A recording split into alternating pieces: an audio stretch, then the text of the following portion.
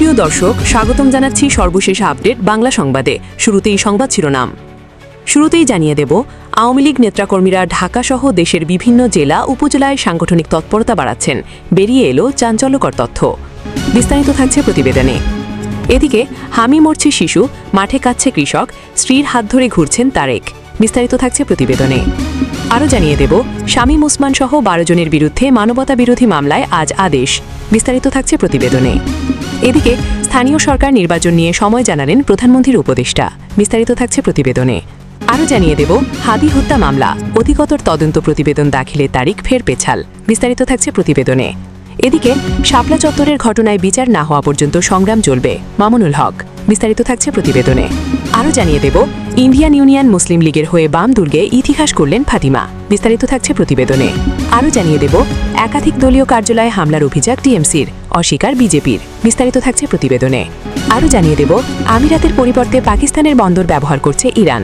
বিস্তারিত থাকছে প্রতিবেদনে। এবং সর্বশেষ জানিয়ে দেব, যুক্তরাষ্ট্রের সঙ্গে আলোচনায় বসতেই নতুন শর্ত দিল ইরান। বিস্তারিত থাকছে প্রতিবেদনে। এতক্ষণ শুনছিলেন সংবাদ শিরোনাম, এবারে বিস্তারিত। 2024 সালে গণ অভ্যুত্থানে ক্ষমতাযুক্ত আওয়ামী লীগের কার্যক্রমে নিষেধাজ্ঞা বহাল থাকলেও সম্প্রতি দলটির পক্ষে নানা কার্যক্রম সামনে আসছে। দলটির নেতাকর্মীরা ঢাকাসহ দেশের বিভিন্ন জেলা উপজেলায় সাংগঠনিক তৎপরতা বাড়াচ্ছেন। এমনকি সামাজিক যোগাযোগ মাধ্যমেও তাদের তৎপরতা লক্ষ্য করা যাচ্ছে। তাছাড়া আইনি ঝামেলা এড়াতে কোনো কোনো নেতাকর্মী নানা কৌশল অবলম্বন করছেন। বিভিন্ন রাজনৈতিক দলে আশ্রয় নিয়ে মাঠে সক্রিয় থাকছেন। কেউ কেউ আবার মনের অজান্তে জয় বাংলা স্লোগানও দিচ্ছেন। বর্তমানে আওয়ামীপন্থী অনলাইন অ্যাক্টিভিস্টরাও সক্রিয় রয়েছেন। এসব কার্যক্রমের মাধ্যমেই রাজনীতির মাঠে ফিরতে মরিয়া হয়ে চেষ্টা করছে আওয়ামী লীগ। দলীয় বিশ্বস্ত সূত্রে জানা যায়, সামাজিক যোগাযোগ মাধ্যম ব্যবহার করে নেতাকর্মীদের মনোবল ধরে রাখা ও নির্দেশনা দেওয়া হচ্ছে।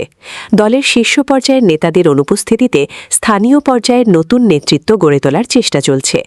কারাবন্দী নেতাকর্মীদের জামিন এবং দলের অফিস পুনরায় খোলার চেষ্টা চলছে। ঢাকাসহ দেশের বিভিন্ন স্থানে ঝটিকা মিছিল ও বিক্ষোভ কর্মসূচি পালন করছেন নেতাকর্মীরা। এসব মিছিল সাধারণত রাতের আঁধারে বা ভোরগালা অল্প সময়ের জন্য হয়, যেখানে শেখ হাসিনা আসবে, বাংলাদেশ আসবে, শেখ হাসিনার ভয় নাই, রাজপথ ছাড়ি নাই এবং জয় বাংলা স্লোগান দেওয়া হয়। তবে মিছিলের পর পুলিশের ধাওয়া ও গ্রেফতারের ঘটনাও ঘটে। দলের নিষেধাজ্ঞা প্রত্যাহারের দাবি এবং রাজনৈতিকভাবে সরব থাকার কৌশল হিসেবে এসব কার্যক্রম আয়োজন করা হচ্ছে। তবে ভয় কাটিয়ে ওঠে মাঠে ফেরার এই চেষ্টা চললেও আইনি বাধার কারণে কেন্দ্রীয় নেতারা আড়ালে থেকেই কার্যক্রম পরিচালনা করছেন বলে জানা যায়। রাজনৈতিক বিশ্লেষকরা বলছেন, পুরনো রাজনৈতিক দল হিসেবে আওয়ামী লীগের নেতাকর্মীদের রাজনীতিতে ফেরার প্রচেষ্টা চালানোর বিষয়টি অস্বাভাবিক নয়। তবে সেটি কতখানি সফল হবে তা নির্ভর করছে সরকারের উপর। সম্প্রতি দলটির পক্ষে নানা কার্যক্রম নিষিদ্ধ থাকলেও আওয়ামী লীগের নেতাকর্মীদের গত কয়েকদিনে ঢাকাসহ দেশের কয়েকটি জায়গায় নানা তৎপরতা লক্ষ্য করা গেছে। সেখানে ঝটিকা মিছিলসহ নানা কার্যক্রম পালনের পাশাপাশি সর্বশেষ গত শুক্রবার দলটির কিছু নেতাকর্মীকে শপথ গ্রহণ করতেও দেখা যায়। লক্ষ্মীপুর জেলার কমলনগরের একটি ইউনিয়নে আওয়ামী লীগ নেতাকর্মীদের এই কর্মসূচি পালনের বিষয়টি নিয়ে সামাজিক যোগাযোগ মাধ্যমেও নানা আলোচনা চলছে, যেখানে জুলাই গণ অভ্যুত্থানে ক্ষমতাযুক্ত প্রধানমন্ত্রী শেখ হাসিনাকে দেশে ফিরিয়ে আনতে শপথ নিতে দেখা গেছে দলটির নেতাকর্মীদের। সামাজিক যোগাযোগ মাধ্যমে ছড়িয়ে পড়া ভিডিওতে দেখা যায়, একদল ব্যক্তি একটি নির্জন জায়গায় রাতের আঁধারে মোবাইল ফোনের লাইট জ্বালিয়ে শপথ বাক্য পাঠ করছেন। ওই শপথের সময় তারা নিজেদের কালকিনি ইউনিয়ন কমলনগর উপজেলা এলাকার কার্যক্রম নিষিদ্ধ থাকা বাংলাদেশ আওয়ামী লীগ ও যুবলীগের পরিচয় দিচ্ছেন। তাদের বলতে শোনা যায়, শেখ হাসিনার দেশে প্রত্যাবর্তনের জন্য আন্দোলন সংগ্রাম চালিয়ে যাবেন তারা। এছাড়া দেশের সেবায় নিজেদের নিয়োজিত করার ঘোষণাও দেন তারা। ছড়িয়ে পড়া ওই ভিডিওতে দেখা যায়, শপথ বাক্য পাঠ শেষে জয় বাংলা, জয় বঙ্গবন্ধু সহ বিভিন্ন স্লোগান দিতে দেখা যায়। এ সময় তাদের তেল, গ্যাস ও বিদ্যুতের দাবিতেও স্লোগান দিতে শোনা যায়। এদিকে আওয়ামী লীগের রাজনৈতিক কার্যক্রমের উপর নিষেধাজ্ঞা প্রত্যাহারের দাবি জানিয়ে গত সপ্তাহে জাতিসংঘের মানবাধিকার হাইকমিশনার ও সরকারের কাছে চিঠি পাঠিয়েছেন কক্সবাজারের প্রায় 250 আইনজীবী। তারা সেখানে দ্রুতই দলটির নিষেধাজ্ঞা প্রত্যাহারের দাবি জানিয়েছেন।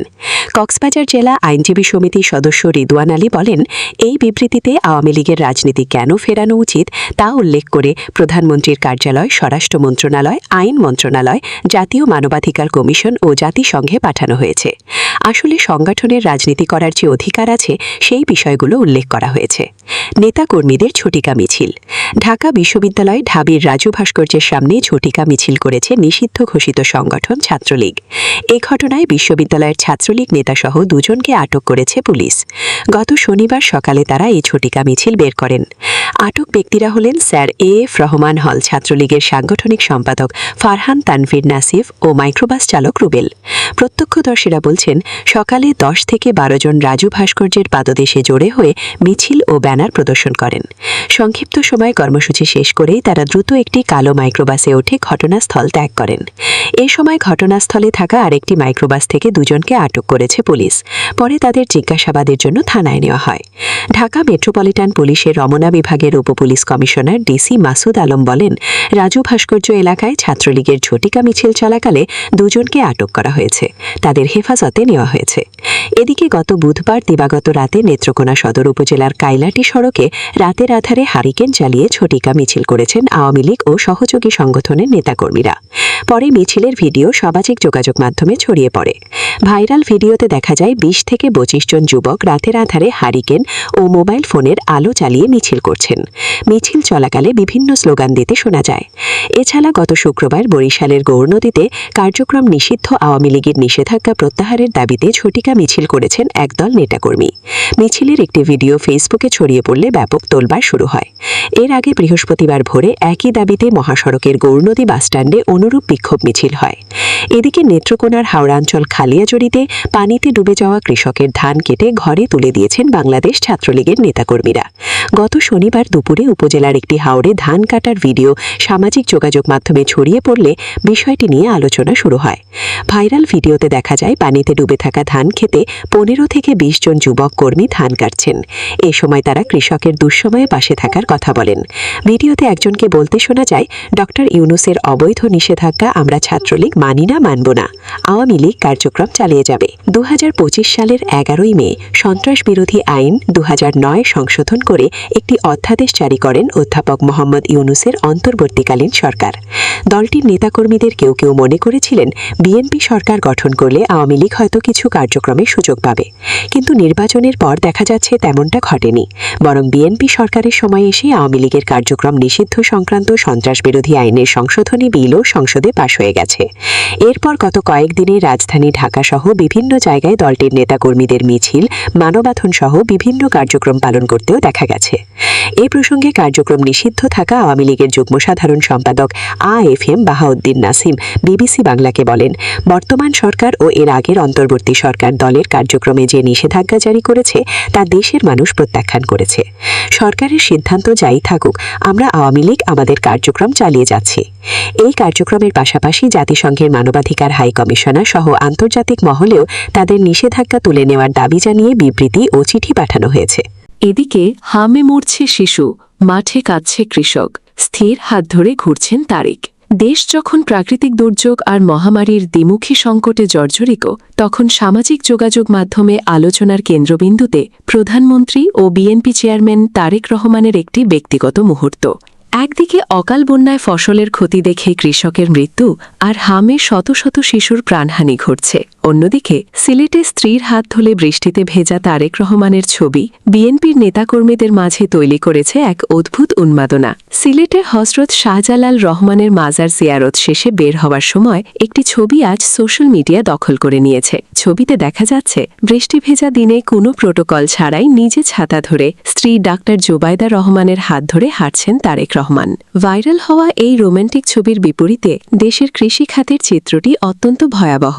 আজ সকালে ব্রাহ্মণবাড়িয়ার নাসিরনগরে নিজের আবাদ করা 6 বিঘা জমি পাহাড়ি ঢলে তলিয়ে যেতে দেখে হৃদরোমীয় আক্রান্ত হয়ে মারা গেছেন কৃষক আহাদ মিয়া 55। শ্রমিকের মজুরি দিয়ে ধান কাটার স্বপ্ন দেখা এই কৃষকের মৃত্যু অকাল বন্যার এক মর্মান্তিক দলিল। সুনামগঞ্জ, সিলেট ও নেত্রকোনার বিস্তীর্ণ বোরো ধান এখন পানির নিচে, যা কৃষকদের নিঃস্ব করে দিচ্ছে। দেশজুড়ে ২০২৬ সালের শুরু থেকে চলা হামের প্রাদুর্ভাব ভয়াবহ রূপ নিয়েছে। সরকারি হিসাব অনুযায়ী গত ১.৫ মাসে ৪২,০০০-এর বেশি মানুষ আক্রান্ত হয়েছে এবং প্রায় ২৭৬ শিশুর মৃত্যু হয়েছে। মহামারীর এই মরণ কামড়ে যখন হাসপাতালগুলোতে মায়েদের আহাজারি চলছে, তখন শীর্ষ নেতৃত্বের ব্যক্তিগত জীবন নিয়ে এই অতি উচ্ছ্বাস সচেতন মহলে মিশ্র প্রতিক্রিয়া সৃষ্টি করেছে। একদিকে সিলেটে বৃষ্টিভেজা বিকেলে প্রধানমন্ত্রীর রোম্যান্টিক পদচারণা, অন্যদিকে বন্যার পানিতে কৃষকের স্বপ্নভঙ্গ আর মহামারীতে শিশুর লাশ। এই দুই ভিন্নধর্মী চিত্র আজ বাংলাদেশকে এক অদ্ভুত বাস্তবতার মুখোমুখি দাঁড় করিয়েছে। সোশ্যাল মিডিয়ায় প্রশংসার জোয়ার থাকলেও প্রশ্ন উঠছে, সংকটাপন্ন দেশের সাধারণ মানুষের কান্নার চেয়ে কি একটি ব্যক্তিগত ছবিই বড় হয়ে উঠল? সোশ্যাল মিডিয়ায় তারেক রহমানের ছবি নিয়ে বিএনপির উৎসবমুখর পরিবেশ থাকলেও সচেতন মহলে প্রশ্ন উঠেছে বাস্তব পরিস্থিতি নিয়ে, যেখানে দেশের একাংশ বন্যায় ফসল হারাচ্ছে এবং শিশুরা মহামারীতে মারা যাচ্ছে। সেখানে রাজনৈতিক নেতৃত্বের ব্যক্তিগত জীবন নিয়ে এই অতি উচ্ছ্বাস কতটা যৌক্তিক তা নিয়ে বইছে বিতর্কের ঝড়। আরও জানিয়ে দেব, শামীম ওসমান সহ ১২ জনের বিরুদ্ধে মানবতা বিরোধী মামলায় আদেশ আজ। জুলাই গণ অভ্যুত্থানের সময় নারায়ণগঞ্জে ১০ জনকে হত্যার ঘটনায় দায়ের করা মানবতা বিরোধী অপরাধ মামলায় সাবেক এমপি শামীম ওসমান সহ ১২ আসামির বিরুদ্ধে আনুষ্ঠানিক অভিযোগ গঠন চার্জ বিষয়ে আজ আদেশ দেবেন আন্তর্জাতিক অপরাধ ট্রাইব্যুনাল। মঙ্গলবার ৫ মে আন্তর্জাতিক অপরাধ ট্রাইব্যুনাল ১-এর চেয়ারম্যান বিচারপতি মড গোলাম মর্তুজা মজুমদারের নেতৃত্বাধীন ৩ সদস্যের বিচারিক প্যানেল এ আদেশ ঘোষণা করবেন। গত ২৩ এপ্রিল আসামিদের পক্ষে নিয়োগপ্রাপ্ত রাষ্ট্রীয় খরচে আইনজীবীরা অব্যাহতি ডিসচার্জের আবেদন করেন। তাদের দাবি ছিল, রাজনৈতিক পরিচয়ের কারণে মামলায় আসামি করা হয়েছে এবং প্রাথমিক অভিযোগ প্রমাণে ব্যর্থ হয়েছে প্রসিকিউশন। অন্যদিকে প্রসিকিউশন ওই আবেদনকে বিরোধিতা করে জানায়, আসামিদের বিরুদ্ধে পর্যাপ্ত প্রাথমিক অভিযোগ রয়েছে এবং বিচার শুরু হওয়া উচিত। উভয় পক্ষের শুনানি শেষে ট্রাইব্যুনাল আজকের দিনকে আদেশ ঘোষণার জন্য নির্ধারণ করে।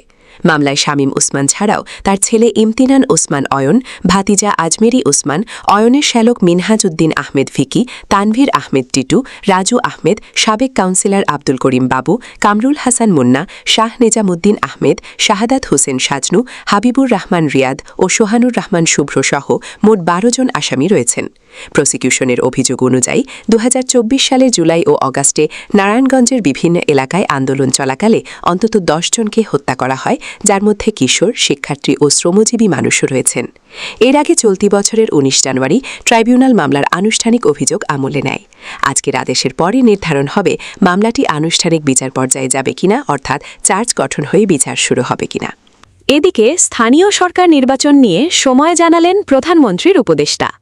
চলতি বছরের শেষের দিকে স্থানীয় সরকার নির্বাচন শুরু হবে বলে জানিয়েছেন প্রধানমন্ত্রীর তথ্য ও সম্প্রচার বিষয়ক উপদেষ্টা ডাক্তার জাহিদুর রহমান। মঙ্গলবার ৫ মে সচিবালয়ে তথ্য অধিদপ্তরের পিআইডি সম্মেলন কক্ষে সরকারের বিভিন্ন কার্যক্রমের অগ্রগতি নিয়ে সংবাদ সম্মেলনে এক প্রশ্নের জবাবে উপদেষ্টা একথা জানান। স্থানীয় সরকার নির্বাচন এবছরে শেষ হবে কিনা জানতে চাইলে উপদেষ্টা বলেন, না, বলা হয়েছে যে নির্বাচনটা ১০ মাস থেকে ১ বছর লাগবে শুরু হওয়ার পর। নির্বাচন শুরু হবে এবছরের শেষের দিকে। কিছু প্রস্তুতির প্রয়োজন আছে, সেটাও ইনফ্যাক্ট ওই মন্ত্রণালয় থেকে আগে জানানো হয়েছে। উপজেলা পরিষদে এমপিদের বসার জায়গা হয়েছে। সরকার কি উপজেলা পরিষদ বিলুপ্ত করতে চায়? এ বিষয়ে তিনি বলেন, উপজেলা বাতিল করে দেওয়ার কোনো সিদ্ধান্ত এই সরকার নেয়নি। অফিস দেওয়াতে উপজেলাকে খর্ব করা হচ্ছে, ব্যাপারটা আমার কাছে এরকম মনে হয় না। বরং আইনগতভাবেই আপনি যদি খেয়াল করেন, উপজেলা পরিষদ আইনের ধারা ২৫, এটা নিয়ে আমরা একসময় প্রচুর বলেছি, লিখেছি। সেখানে তো একজন সংসদ সদস্য উপজেলা পরিষদের উপদেষ্টা হিসাবে লিগ্যালি আছেন। জাহিদুর রহমান বলেন, যদি তিনি লিগ্যালি থাকেন, এখন কেউ বলতে পারেন যে এটা থাকা উচিত কিনা, উপদেষ্টা থাকা, সেটা একটা ডিফারেন্ট ডিবেট। কিন্তু অফিস রাখার মাধ্যমে আসলে সেটাকে যে নতুন করে অনেক বেশি খারাপ করে ফেলা হলো, মোটেও ব্যাপারটা সেরকম না। কারণ আমরা যদি এভাবে তর্কটা বা যুক্তিটা দেই যে একজন এমপি যেহেতু উপজেলা পরিষদের উপদেষ্টা, তার তো উপজেলা পরিষদে একটা অফিস থাকা উচিতই। আবারও বলছি, এই আলাপ সমাজে আছে, কেউ করতে পারেন যে তার সংসদ সদস্য আদৌ উপদেষ্টা থাকা উচিত কিনা। সো উপজেলাকে নিয়ে সরকারের এই ধরনের কোনো এটাকে খাটো করা বা আরও বেশি অক্ষম করে তোলার কোনো পরিকল্পনা সরকারের নেই। আরও জানিয়ে দেব, হাদি হত্যা মামলা অধিকতর তদন্ত প্রতিবেদন দাখিলের তারিখ ফের পেছাল। ইনকিলাব মঞ্চের মুখপাত্র শরীফ ওসমান বিন হাদি হত্যা মামলার অধিকতর তদন্ত প্রতিবেদন দাখিলের তারিখ পিছিয়ে আগামী ১৭ মে নতুন তারিখ ধার্য করা হয়েছে। আজ মঙ্গলবার ৫ মে ঢাকার অতিরিক্ত চিফ মেট্রোপলিটন ম্যাজিস্ট্রেট জসিতা ইসলাম এই তারিখ ধার্য করেন। রাজধানীর পল্টন থানায় দায়ের করা এই মামলার অধিকতর তদন্ত প্রতিবেদন দাখিলের দিন ধার্য ছিল আজ ৫ মে। কিন্তু তদন্ত সংস্থা পুলিশের অপরাধ তদন্ত বিভাগ সিআইডি প্রতিবেদন দাখিল না করায় আদালত তারিখ পিছিয়ে নতুন তারিখ ধার্য করেন। এই নিয়ে সিআইডি প্রতিবেদন দাখিলের জন্য ১৩ বার সময় পেল। আদালতের পল্টন থানার সাধারণ নিবন্ধন কার্যালয়ের এএসআই মামুন হোসেন বিষয়টি নিশ্চিত করেন। এর আগে গত ১৫ জানুয়ারি আদালত অধিকতর তদন্তের জন্য পুলিশের অপরাধ তদন্ত বিভাগকে সিআইডিকে নির্দেশ দেন। ওই দিন আদালতে নারাজি দাখিল করেন মামলার বাদী ইনকিলাব মঞ্চের সদস্য সচিব আব্দুল্লাহ আল জাবের। নারাজি দিয়ে অধিকতর তদন্তের দাবি করেন বাদী। নারাজি আবেদনে মামলার বাদী দাবি করেন হাদি হত্যা মামলার মূল পরিকল্পনাকারী শনাক্ত হয়নি, এমনকি মূল রহস্যও উদ্ঘাটিত হয়নি। এর আগে গত ৬ জানুয়ারি মামলার তদন্ত কর্মকর্তা ডিবি পুলিশের পরিদর্শক ফয়সাল আহমেদ প্রধান আসামি ফয়সাল করিম মাসুদ ওরফে রাহুল ওরফে দাউদ সহ ১৭ জনের বিরুদ্ধে চার্জশিট দাখিল করেন। চার্জশিটভুক্ত ১৭ আসামির মধ্যে বর্তমানে ১১ জন কারাগারে আটক রয়েছেন। প্রধান আসামি ফয়সাল সহ ৬ জন পলাতক রয়েছেন। অধিকতর তদন্তের দায়িত্ব পাওয়ার পর সিআইডি নতুন করে ২ জনকে গ্রেপ্তার করে। এর মধ্যে রুবেল নামের একজন আদালতে স্বীকারোক্তিমূলক জবানবন্দি দিয়েছেন। হাদিকে হত্যার অস্ত্র সরবরাহের জন্য চট্টগ্রামের অস্ত্র ব্যবসায়ী মাজেদুল হক হেলালকে আটক করা হয়েছে। হেলালও আদালতে জবানবন্দি দিয়ে অস্ত্র সরবরাহের কথা স্বীকার করেছেন। এই মামলায় মোট ১৩ জন কারাগারে আছেন। এদিকে শাপলা চত্বরের ঘটনায় বিচার না হওয়া পর্যন্ত সংগ্রাম চলবে। মামুনুল হক। আজ ৫ মে ২০১৩ সালের এই দিনে রাজধানীর মতিঝিলের শাপলা চত্বরের ঘটনাকে ভয়াল ও বেদনাবিধুর হিসেবে উল্লেখ করে বিচার না হওয়া পর্যন্ত ন্যায় বিচারের সংগ্রাম অব্যাহত রাখার ঘোষণা দিয়েছেন বাংলাদেশ খেলাফত মজলিসের আমির মাওলানা মামুনুল হক। সামাজিক যোগাযোগ মাধ্যম ফেসবুকে দেওয়া এক স্ট্যাটাসে এই ঘোষণা দেন হেফাজতে ইসলাম বাংলাদেশের যুগ্ম মহাসচিব মামুনুল হক। তিনি বলেন, ২০১৩ সালের এই দিনে একটি শান্তিপূর্ণ গণ আন্দোলন নির্মম দমন পীড়নের শিকার হয় এবং অসংখ্য নিরীহ মানুষের রক্তে রঞ্জিত হয় শাপলা চত্বর। তিনি আরও লেখেন, সে রাতের স্মৃতি এখনও জাতির হৃদয়ে দগদগে ক্ষত হয়ে আছে এবং এই অধ্যায় ভুলে যাওয়ার নয়, বরং এটি জাতিকে দায়বদ্ধতার কথা মনে করিয়ে দেয়। মামুনুল হক তার ব্যক্তিগত অভিজ্ঞতার কথা তুলে ধরে বলেন, ৫ মে গাবতলী পয়েন্টে নায়েবে আমিরের দায়িত্বে ছিলাম। পরে শাপলা চত্বরে জমায়েতের ঘোষণায় মিছিল নিয়ে ছুটি শাপলা চত্বর অভিমুখে। ঢাকা অবরোধের প্রতিটি পয়েন্ট থেকে লাখ লাখ মানুষের মহামিছিল এসে মিলিত হতে থাকে শাপলার মোহনায়। মানুষের অনিশেষ এই যাত্রা দেখে মাথা খারাপ হয়ে যায় ফ্যাসিবাদী শক্তির। হায়নার মতো ঝাঁপিয়ে পড়ে নিরীহ মানুষের ওপর। রক্তে ভেসে যায় Gulistan, 0 point, press club, Paltan, দৈনিক বাংলা, বিজয়নগর সহ বিস্তীর্ণ অঞ্চল। মৃত্যুর উপত্যকা পাড়ি দিলে জীবনের ঝুঁকি নিয়ে শাপলার দিকে মানুষ ছোটে পঙ্গপালের মতো। সন্ধ্যায় পশ্চিম আকাশের ডুবন্ত সূর্যের লালিমা একাকার হয় ঢাকার রক্তে রাঙা রাজপথে। খুন রাঙা লাশ আসতে থাকে মঞ্চের দিকে। সারি সারি লাশ দেখে যেন ভুলে যায় জীবনের মায়া। শাহাদাতের তামান্না দৌড়াতে থাকে শিরায় শিরায়। সবটুকু আবেগ ছিটকে পড়ে ক্ষণিকের বক্তব্যে। মাউথপিস হয়ে পৌঁছে যায় জনতার সমুদ্রে। ইধারে ইধারে ছড়িয়ে পড়ে দেশ থেকে দেশান্তরে। রাত ২টোর পর হঠাৎ ব্ল্যাকআউট করা হয়। শুরু হয় ৪ দিক থেকে মুহুর্মুহু হামলা। প্রতিরোধের চেষ্টা চালায় নবী প্রেমিক জনতা, কিন্তু অস্ত্রের মুখে অসহায় হয়ে পড়ে তারা। মামুনুল হক আরও বলেন, দীর্ঘদিন এই ঘটনায় শহীদদের নিয়ে প্রামাণ্য কাজ করা সম্ভব হয়নি। সময় ও পরিস্থিতি ছিল প্রতিকূল। ২৪ পরবর্তী সময়ে নতুন করে উদ্যোগ নেওয়া হয়। শাপলা স্মৃতি সংসদের মাধ্যমে শহীদ পরিবারগুলোর পাশে দাঁড়ানোর চেষ্টা চালাচ্ছি। শহীদদের তথ্য সংগ্রহ ও সংরক্ষণের কাজ চলছে জানিয়ে মামুনুল হক বলেন, তাদের স্মৃতি জাতির সামনে তুলে ধরা হচ্ছে। এবার অনেক সংগঠন শাপলা নিয়ে কর্মসূচি নিয়েছে। হেফাজতে ইসলাম বাংলাদেশের পাশাপাশি খেলাফত ছাত্র মজলিস, যুব মজলিস, ছাত্র শিবির, ছাত্র জমিয়াত, ইনকিলাব মঞ্চ, ডাকসু, চাকসু, রাকসু, এনসিপি সহ অনেক সংগঠন শাপলাকে ধারণ করে কর্মসূচি দিয়েছে। শাপলা স্মৃতি সংসদের আঞ্চলিক শাখাগুলো প্রামাণ্যচিত্র প্রদর্শন সহ হাতে নিয়েছে বিভিন্ন কর্মসূচি। এটি একটি ইতিবাচক পরিবর্তনের ইঙ্গিত বহন করে। আরও জানিয়ে দেব, ইন্ডিয়ান ইউনিয়ন মুসলিম লীগের হয়ে বাম দুর্গে ইতিহাস গড়লেন ফাতিমা। কেরালা বিধানসভায় ইন্ডিয়ান ইউনিয়ন মুসলিম লীগ IUML থেকে প্রথম নারী হিসেবে বাম দুর্গে ইতিহাস সৃষ্টি করেছেন ফাতিমা তাহিলিয়া। পেরামরা আসনে লেফট ডেমোক্রেটিক ফ্রন্ট LDF-এর আহ্বায়ক TP রামকৃষ্ণনের বিরুদ্ধে ৫,০৮৭ ভোটের ব্যবধানে তার এই বিজয় শুধু তার জন্যই নয়, দলের জন্যই একটি উল্লেখযোগ্য মাইলফলক। হারিতার সাবেক নেত্রী এবং পেশায় আইনজীবী তাহিলিয়া অবশ্য বিধানসভা নির্বাচনে আইইউএমএলের পক্ষ থেকে প্রথম নারী প্রার্থী নন। এর আগে ভানিতা লীগের নেত্রী কামারুন্নিসা আনোয়ার এবং নুরবিনা রশিদকে ১৯৯৬ এবং ২০২১ সালে কোজিকোট কেন্দ্র থেকে প্রার্থী করা হয়েছিল, কিন্তু তারা কেউই জিততে পারেননি। ১৯৯৬ সালে কামারুন্নিসা আনোয়ারের পরাজয়ের পর দলটি প্রায় ২৫ বছর বিধানসভা নির্বাচনে আর কোনো নারী প্রার্থী দেয়নি। সময়ের সঙ্গে সমাজের বাস্তবতা বদলেছে এবং রাজনীতিতে নারীদের উপস্থিতি বেড়েছে। এর প্রভাবেই জনজীবনে নারীদের ভূমিকা নিয়ে আইইউএমএলের দৃষ্টিভঙ্গিও ধীরে ধীরে পরিবর্তিত হতে শুরু করেছে। ধর্মীয়ভাবে কিছুটা রক্ষণশীল অবস্থানের কারণে ইন্ডিয়ান ইউনিয়ন মুসলিম লীগ আইইউএমএল আগে নারীদের রাজনীতিতে আনার ক্ষেত্রে সমালোচনার মুখে পড়ত। এখনও কিছুটা আপত্তি আছে, তবে আগের তুলনায় অনেক কম। দলের নেতৃত্ব ধীরে ধীরে নারীদের জনজীবনে অংশগ্রহণকে মেনে নিচ্ছে। এছাড়া স্থানীয় সরকার ব্যবস্থায় নারীদের জন্য ৫০% আসন সংরক্ষণ থাকায় রাজনীতিতে তাদের উপস্থিতি আরও বেড়েছে এবং বিষয়টি এখন অনেকটাই স্বাভাবিক হয়ে উঠেছে। তুলনামূলকভাবে উদার দৃষ্টিভঙ্গির জন্য পরিচিত রাজ্য সভাপতি সৈয়দ সাদিক আলী শিহাব থাঙ্গালের নেতৃত্বে আইইউএমএল এই নির্বাচনে প্রথমবারের মতো ২ জন নারী প্রার্থীকে মনোনয়ন দিয়েছিল। তাহিলিয়ার প্রাণবন্ত প্রচার এবং সাধারণ সহজ সরল ভাবমূর্তি তাকে একজন অভিজ্ঞ সিপিআইএম নেতা শ্রীরামকৃষ্ণনকে হারাতে সাহায্য করেছিল। ভারতীয় ইউনিয়ন মুসলিম লীগকে দীর্ঘদিন ধরে সমালোচনা করা হয় যে তারা জেতার মতো শক্ত আসনে নারীদের প্রার্থী করে না, কিন্তু তাহিলিয়ার জয় সেই ধারণাকে চ্যালেঞ্জ করেছে এবং পুরনো ভাবনায় পরিবর্তনের ইঙ্গিত দিয়েছে। আগে ২০২১ সালে কোজিকোট থেকে প্রতিদ্বন্দ্বিতা করেছিলেন নুরবিনা রশিদ। তিনি ভালো ফল না করায় দলে তার যোগ্যতা নিয়েও প্রশ্ন উঠেছিল। পরে তিনি তাহিলিয়ার প্রার্থিতার বিরোধিতাও করেন। তবে তাহিলিয়ার জয় শুধু সমালোচকদের ভুল প্রমাণ করেনি, বরং ভবিষ্যতে নারীদের জন্য দলে আরও সুযোগ তৈরি হতে পারে এমন সম্ভাবনাও দেখিয়েছে। একাধিক দলীয় কার্যালয় হামলার অভিযোগ টিএমসির, অস্বীকার বিজেপির। ভারতের পশ্চিমবঙ্গে বিধানসভা নির্বাচনের প্রাথমিক ফলাফলে রাজ্যের শাসক দল তৃণমূল কংগ্রেসকে হটিয়ে বড় ব্যবধানে এগিয়ে রয়েছে ভারতীয় জনতা পার্টি বিজেপি। প্রাথমিক ফলাফলে পশ্চিমবঙ্গে ভোট হওয়া ২৯৩টি আসনের মধ্যে বিজেপি নিশ্চিত করেছে ২০৮টি আসন, অন্যদিকে তৃণমূল পেয়েছে ৭৯টি আসন।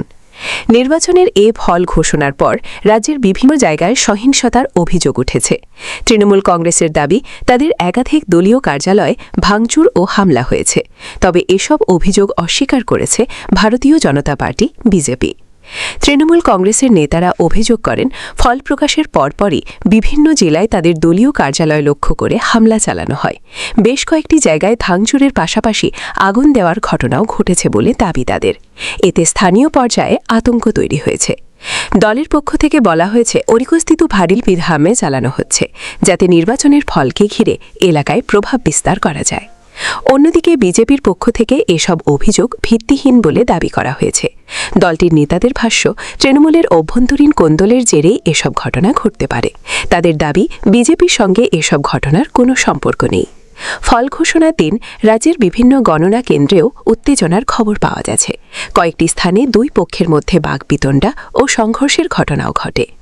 আইনশৃঙ্খলা রক্ষাকারী বাহিনী জানিয়েছে, পরিস্থিতি নিয়ন্ত্রণে রাখতে বিভিন্ন এলাকায় পুলিশ ও কেন্দ্রীয় বাহিনী মোতায়েন রয়েছে। সহিংসতার অভিযোগগুলো খতিয়ে দেখা হচ্ছে। আরও জানিয়ে দেব, আমিরাতের পরিবর্তে পাকিস্তানের বন্দর ব্যবহার করছে ইরান। সংযুক্ত আরব আমিরাতের বন্দরের পরিবর্তে পাকিস্তানের বন্দরগুলো ব্যবহার করছে ইরান। সম্প্রতি পার্সটুটের এক সংবাদে এ তথ্য প্রকাশ পেয়েছে। বছরের পর বছর ধরে কূটনীতিক প্রচেষ্টার পর পাকিস্তান ইরানের সাথে একটি ট্রানজিট করিডোর সক্রিয় করার জন্য আনুষ্ঠানিক পদক্ষেপ নিয়েছে। পাকিস্তানের বাণিজ্য মন্ত্রণালয় কর্তৃক জারি করা আদেশের ভিত্তিতে তৃতীয় দেশ থেকে আসা বিভিন্ন পণ্য পাকিস্তানের ভূখণ্ড দিয়ে ইরানে প্রবেশে কোনো বাধা নেই। পাকিস্তানের গোয়াদার, করাচি ও বন্দর কাসিম থেকে গাবত ও তাফতান সীমান্ত পর্যন্ত সড়ক পথে পণ্য সরবরাহ নিশ্চিত করা হয়েছে।